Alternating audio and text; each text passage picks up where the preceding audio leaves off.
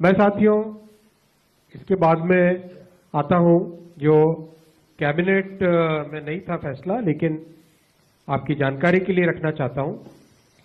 माननीय प्रधानमंत्री जी ने केंद्र सरकार के सभी कर्मचारियों के लिए 8th सेंट्रल पे कमीशन को मंजूरी दे दी।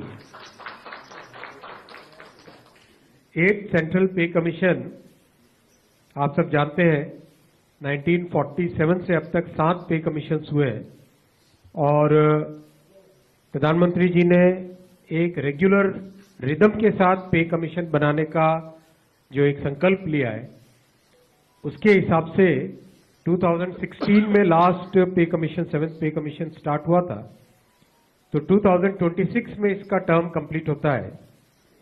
उससे वेल बिफोर 2025 में 8th पे कमीशन स्टैब्लिश करने से सफिशिएंट टाइम मिलेगा, so that the recommendations can be received well before the completion of the period of 7th pay commission.